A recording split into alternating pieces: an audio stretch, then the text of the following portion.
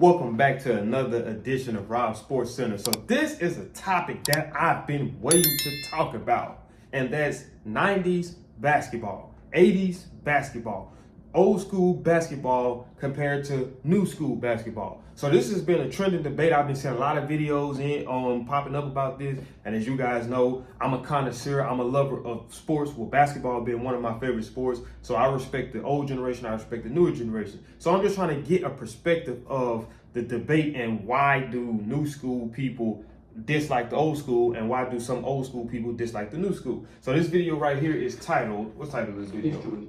The 90s were much better than the 2020s, which, I mean, they can be argued. But you know how we do over here, and if you don't know how we do over here, man, I don't try to talk out of depth in these intros. I try to get straight to that action. But before we get into the video, do me one big favor, man. Smash that thumbs up button. Also, if you're new to the channel, subscribe.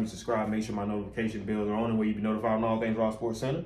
Let's get into the video. For the longest time, the 1990s regarded as the best era of all time.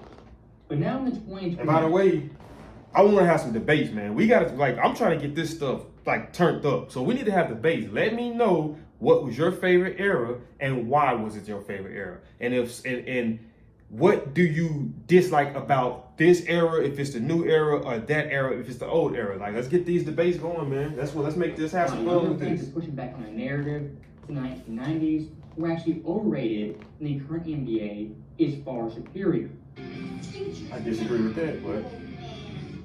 Now, me myself being a 90s defender, I find that notion to be absolutely ludicrous. As comparing these two eras, in my view, it's not even close. And first up, looking at reason number one, why the 90s was superior. It's pretty simple. The players back then loved basketball and playing for the fans as often as possible. And at first glance, you might say, why does that matter why one era is better than the other? Well, glad you asked that. So far in the 2020s... And see, look, I will say this too.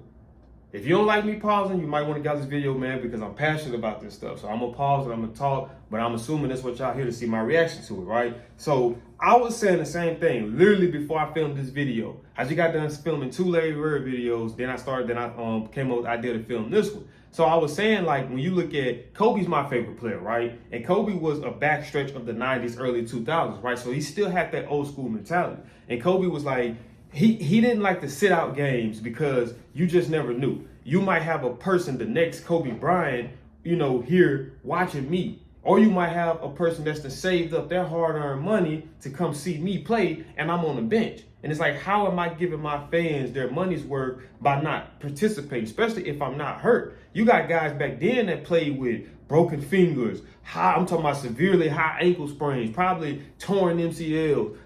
It was the mentality of them, and that's what I say that I like a lot about the 90s. It's that nit, that gritty, that I'm competing no matter what type of mentality. Era in the era of entitlement. The superstar player wants to sit out a game, yeah, go ahead and do so. Primetime matchup, playing, that's optional.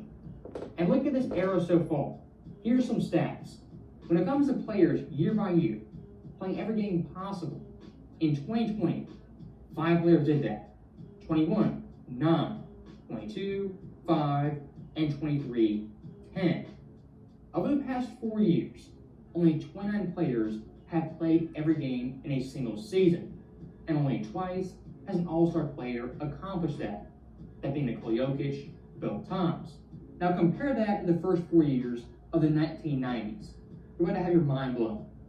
1990, 54 players played all 82 games, including 10 all-stars. Look at these statistics, dude. That is insane. For those who don't know, these are all the numbers of the people for that particular season that played all 82 games for the 2021, 22, 23, and you got the 90, 91, 92, 93. And keep in mind, back then, they didn't have all the advancements in recovery. They didn't have all the advancements in terms of training stuff and things of that nature, or even just information. And keep in mind, too, a lot of those guys back then was snorting coke, smoking cigarettes, drinking beer. So it was crazy. And look at those numbers compared. It's insane. I think that we've become so technology advanced that it's actually made us softer. It's not just athletes, but it's people, bro. 91, 45 players. 92, 50, and 93, 41. Those 4 years in the 1990s, the first 4 years of the decade, a total of 190 players and 32 All-Stars played all 82 games. And look, when it comes to younger NBA fans, what are we told all the time? Today's players, much better shape, better training, better conditioning, nutrition, etc., etc. Well, if that's the case, why could players back in the day play every game, but guys in this era simply can't do it? Man with gold bond. Now, looking at number 2 of the 90s is superior, with the fact scoring nowadays is a joke, and it's vastly inflated.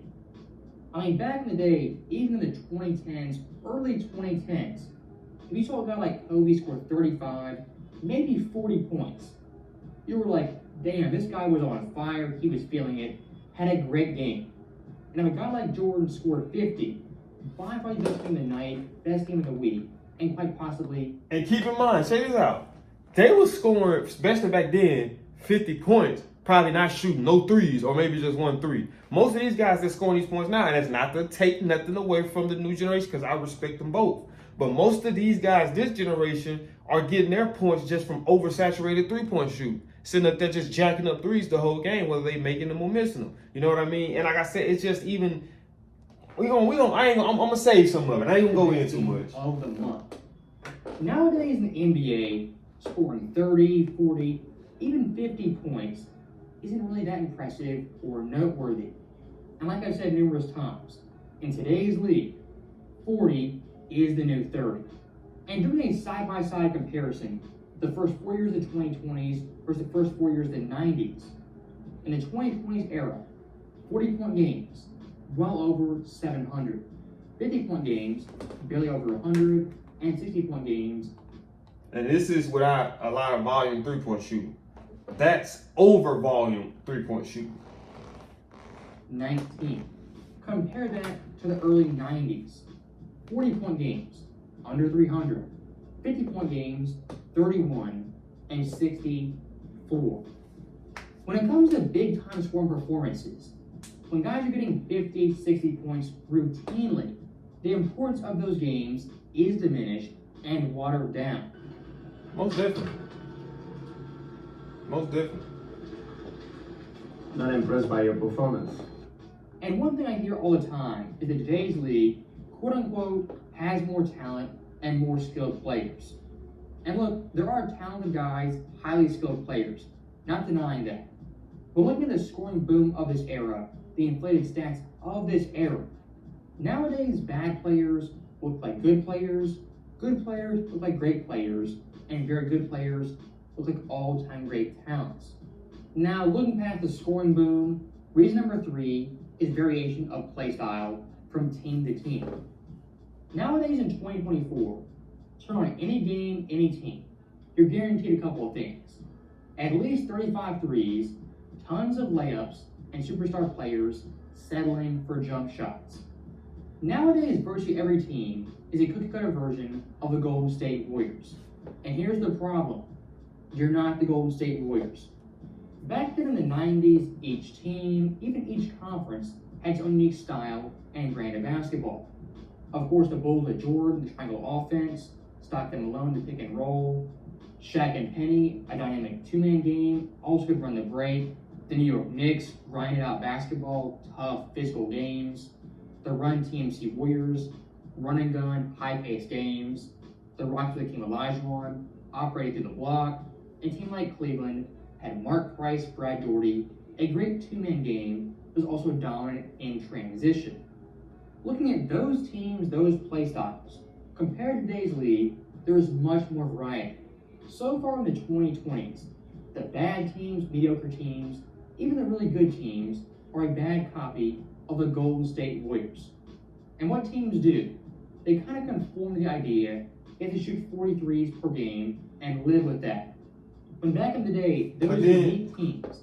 They played to their own And they always talk about three-point shooting and the shooting in today's era, but like you said, they're taking a lot more threes, obviously. They're shooting high. I'm talking about high might not even be the word. Massive volumes of three-pointers every game, but what are the percentages? So if you're taking 20, 30 some threes a game, what's the percentage of you making them? Because you could be taking, anybody can take 20, 30 some threes, hell, 40 some threes a game. Anybody can do that, but not anybody can capitalize and actually make half of what they're actually taking.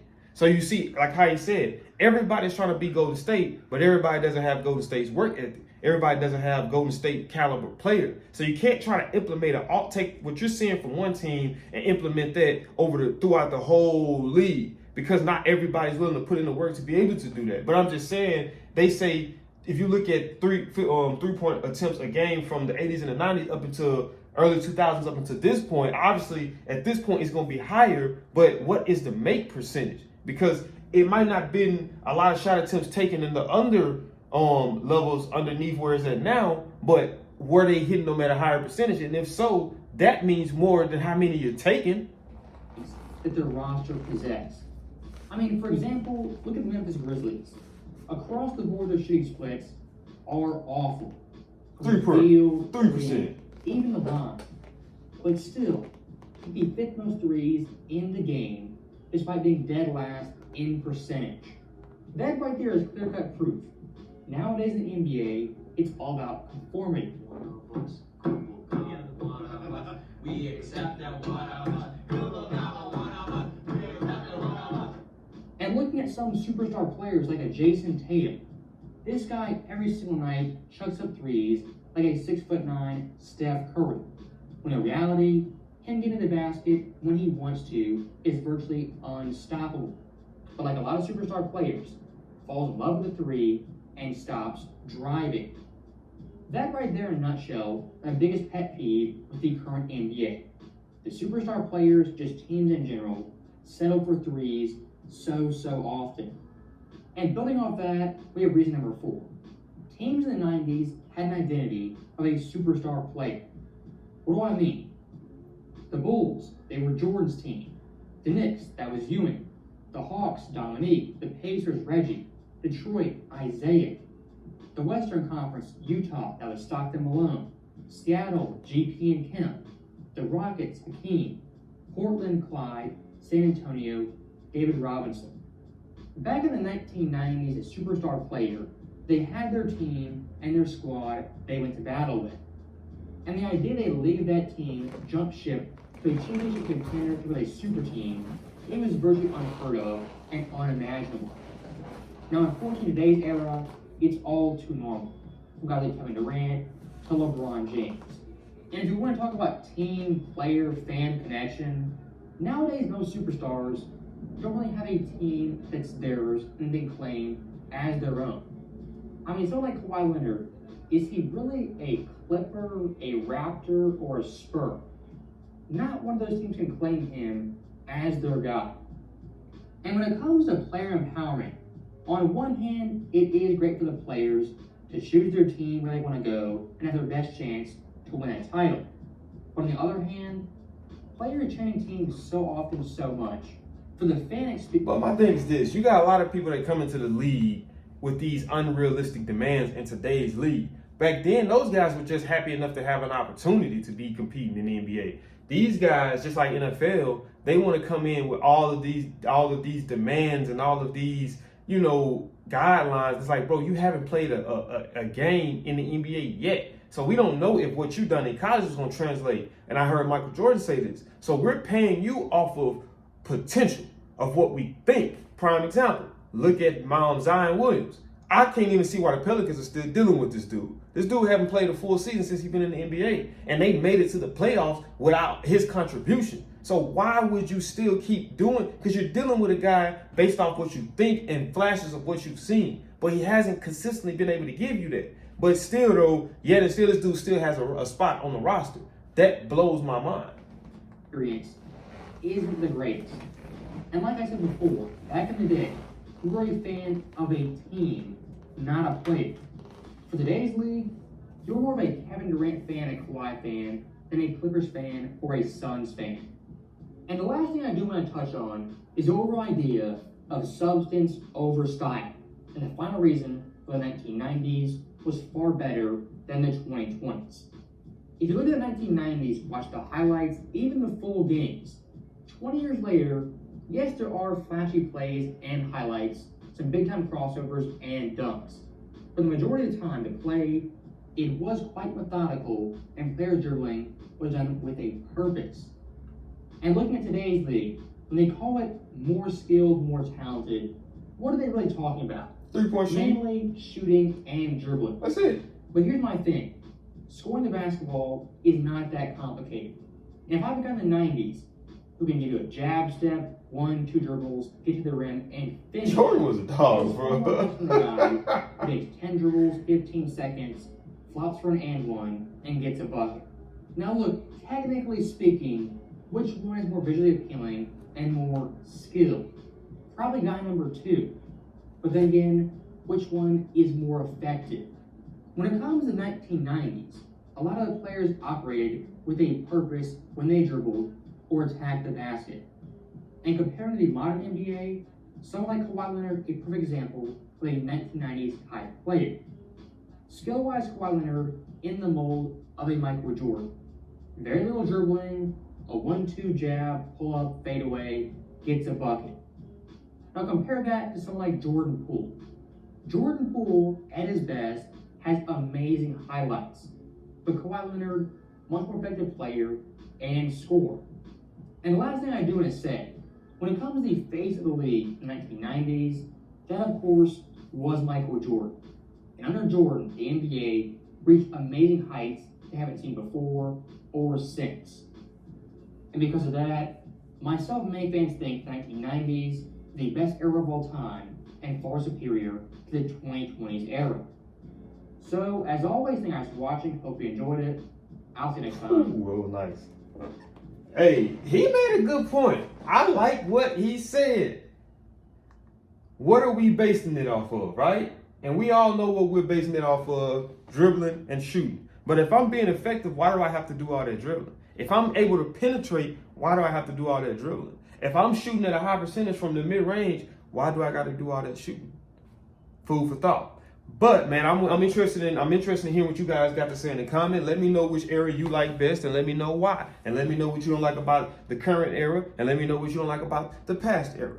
But that is it for this video. If you did enjoy this video, do me a big favor, man. Smash that thumbs up button. Also, if you're new to the channel, make sure you subscribe. When you subscribe, click that post notification bell. We've been notified on all things Rob Sports Center. And just like I say in all my other videos, if you haven't, go watch them too. But just like your boy Drizzy Drake, the GOAT, man, I'm coming back to back with these videos. I'll see y'all in the next video.